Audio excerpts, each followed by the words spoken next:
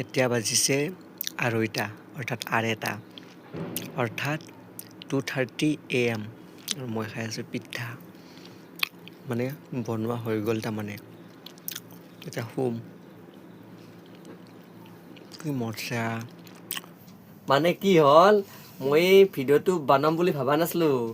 এতিয়া তোহোন ক'বা না মই নাৰিকল ৰুকবা নাজনো বুলি আগতে ৰুকা ভিডিঅ' আছে সেইকাৰণে নাৰিকল ৰুকি থকাতে ভিডিঅ'টো কৰা নহ'ল এতিয়া আৰু ভিডিঅ'টো কৰিম বুলি লাগুৰা বেগেটা আগত দি পেলাই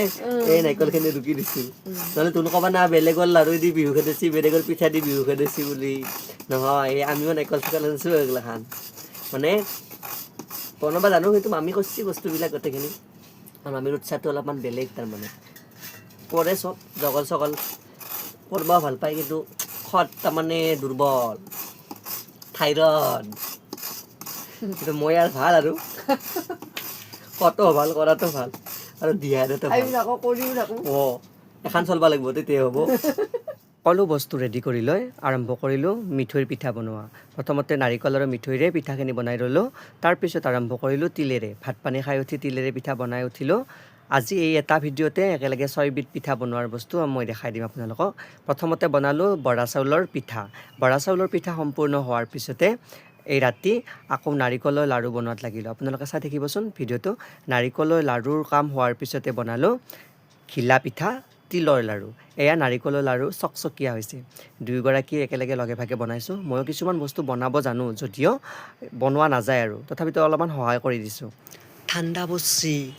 তিলৰ লাড়ু বিহু জগল এইবাৰ ঘিলা পিঠাৰ কাৰণে জগল কৰি আছোঁ এই তিল এতিয়া কি বনাই আছ ঘিলা পিঠা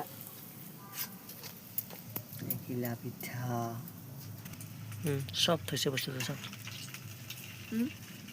ঘিলা পিঠা হোৱাৰ পিছতে আকৌ কিবা খাবলৈ মন গ'ল লগে লগে গিলচ পিঠা বনাই ল'লোঁ ৰৱা তিলেৰে আৰু গুড়া অকণমান থৈ দিছিলোঁ তিনিটা বনাই উঠি দুয়োগৰাকীয়ে খালোঁ খাই লৈ উঠাৰ পিছত মামী সুধিলোঁ টেষ্টটো কেনেকুৱা হৈছে তেওঁ কৈছে বঢ়িয়া মজা তেওঁৰ হেপী বাৰ্থডে টুইও দি কেক কাটাৰ দৰে পিঠা কাটিছে এয়া চাওক কিমান ধুনীয়াকৈ তেল পিঠাখন ফুলি উঠিছে ভাল লাগিছে ন পিঠা লাজ খাটি ভাদিকিনেতো তুই পিনে আছে দেখাই দিছোঁ তলাত লাগিল বোলো এই পিঠা এখন চাওক কি থকা হৈছে